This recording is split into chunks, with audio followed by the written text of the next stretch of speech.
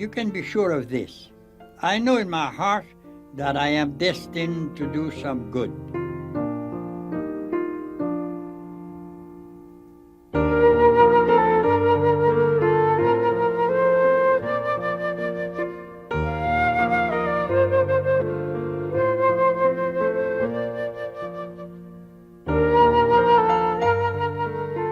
Ever wonder what people gathered at your funeral will remember about you? What goodness are you destined to accomplish with your life? This is the tomb of St. Eugene de Mazenod, founder of the Missionary Oblates of Mary Immaculate, who died May 21st, 1861. He came from a troubled family, lived in a violent and unjust society, and suffered through stressful personal situations. Each experience shaped him into a man people remembered as inspiring dignity, building community, and changing lives by responding to the needs of those most abandoned. Eugene's family was not perfect. His father, Charles Antoine, was president of the Court of Accounts, a highly educated and high-ranking official who lived wildly beyond his means. The de Mazenods always had financial problems and borrowed heavily to pay their debts. As a way out, Charles Antoine did what most men did in that situation: married a wealthy woman, putting money first and love, if it came at all, second. A marriage was arranged between 33-year-old Charles Antoine and a wealthy but middle-class 18-year-old named Marie Rose Jounice. Her family probably knew the de Mazenods needed money, but they wanted their daughter to marry into high society. The families drew up a contract on February 2nd, 1778, and the couple married the next day. They had 3 children. The oldest, Charlotte Elizabeth, died at the age of 5.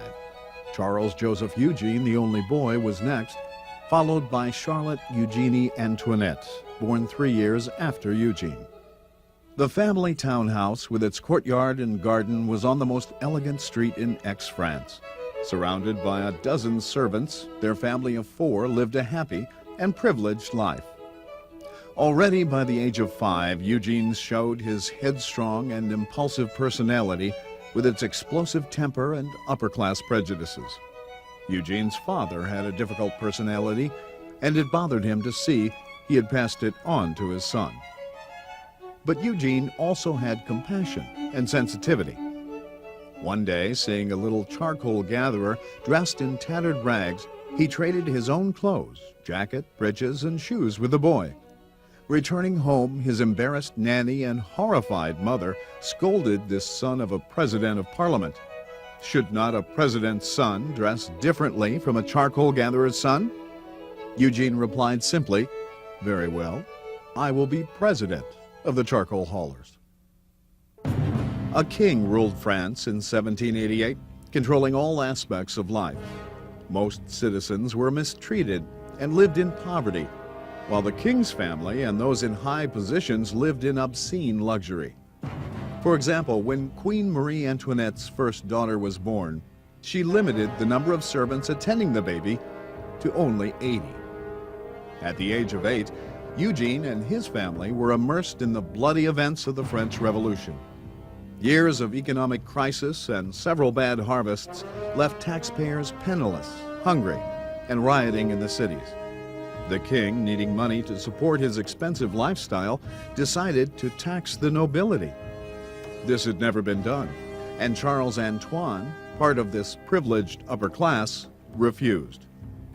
The king resented the Pope's authority and sought to control the church by demanding that priests be answerable only to government.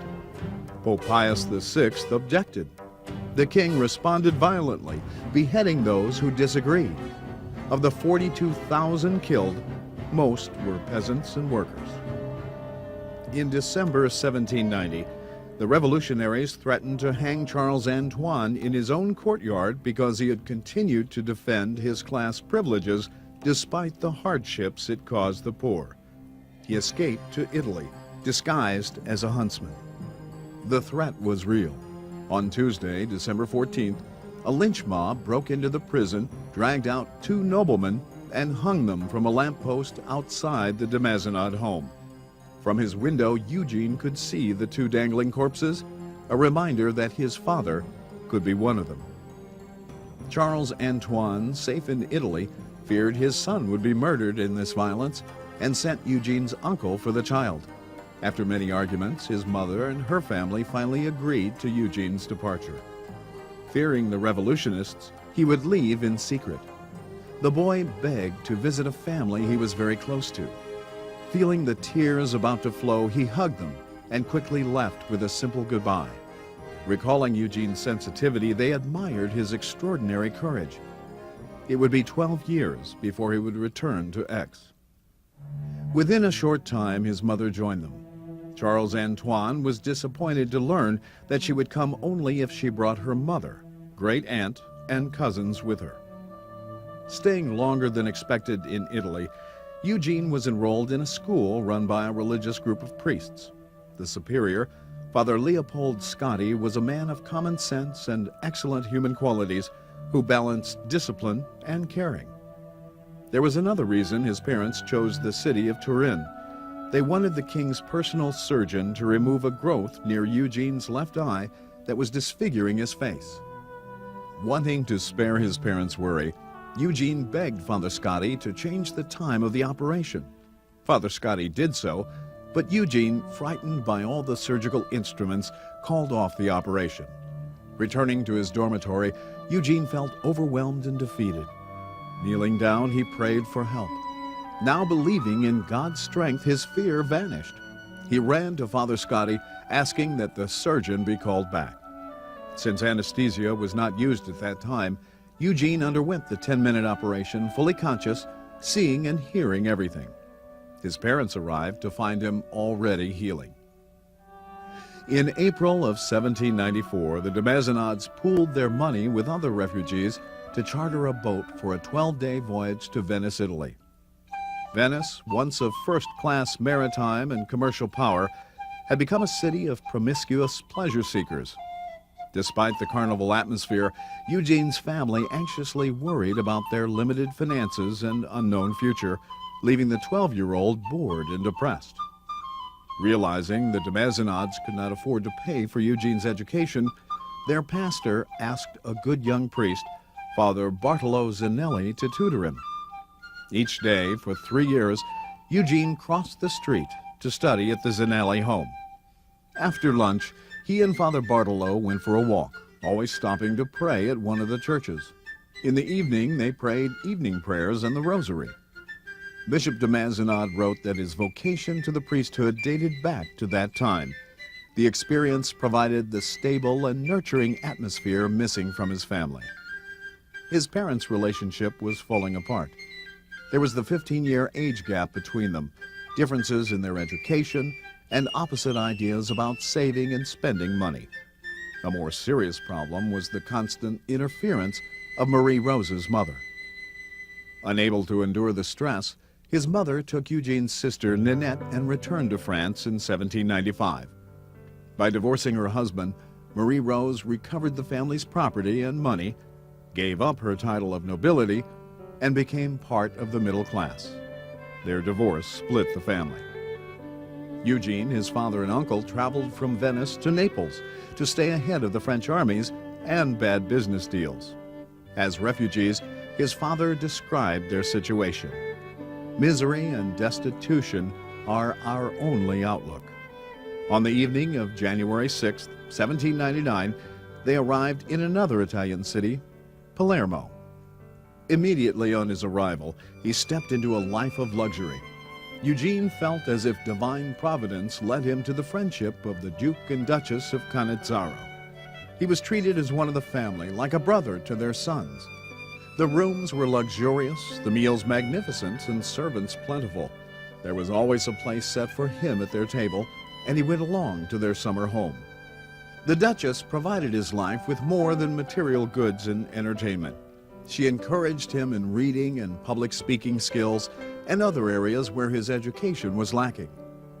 Besides correcting his egotistical behavior, this saintly woman taught him the spiritual dimension of justice. Most of her income went to the poor, and she chose Eugene to distribute this money. Was it then that he began to realize what real poverty could be?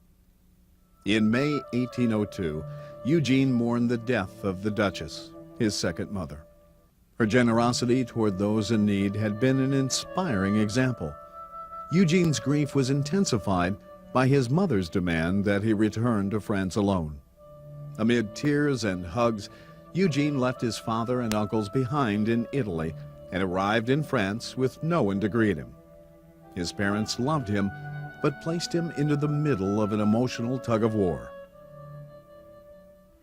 Now 20, he had to begin his life again. Impressed by the example of Father Zanelli's life, he considered becoming a priest. Now, however, he seriously considered getting married, only for business reasons, of course. Marie Rose sought out possible marriage partners. From a wealthy family, he described the first young woman as having a lovely face and a fine figure. Before the details were settled, she died of tuberculosis. He told his father, "The plan fell through, let's drop the subject." The second prospect had a dowry of 40,000 francs at marriage, and another 20,000 at the death of her parents. Eugene complained that he wanted a wife with 150,000 francs and better than middle class. Except for the time in Naples, Eugene lived very little with his father. Through letters, the cultured Charles Antoine tried to correct Eugene's flaws. He wrote, "I recommend that you try to be more genteel and amiable. You were correct, but being correct is not all that matters.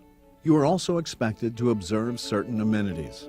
Speaking very brusquely and peevishly slapping your gloves on the table, that was not the way to act, my boy. I have an obligation to see that you learn how to conduct yourself in polite society." Amidst all this shallowness, stirring within Eugene was an urge to live a deeper Christian life. In December 1805, he was on the path leading to his conversion. His sensitivity could not tolerate injustice, even for those convicted of crimes. A week after joining a church association at the service of prisoners, he was protesting against the baker who provided bad bread to the men behind bars. Eugene also organized numerous collections to aid the poor. His father continued in exile, practically penniless, and cared for by his brother and Eugene. Eventually, Charles Antoine returned to France, where he died at age 75 on October 20th, 1820. His mother was a complex person. He experienced her pious devotion to the Virgin Mary, but also her mood swings in which she could be compassionate but also cruelly explosive, self-sacrificing and self-centered, loving and spiteful. Although she didn't always show it, she did love her son, and Eugene genuinely loved his mother. Madame de Mazenod died at Aix in 1851 at the age of 91. Eugene, the compassionate child that gave the clothes off his back to a child in need. The haughty, self-centered, and shallow adolescent who believed he knew everything. A man intolerant of injustice who says to us, We are put on this earth to sanctify ourselves while helping one another by our example, our words, and our prayers. Searching for meaning in the face of God, he found both in helping the abandoned reach the other side of struggle.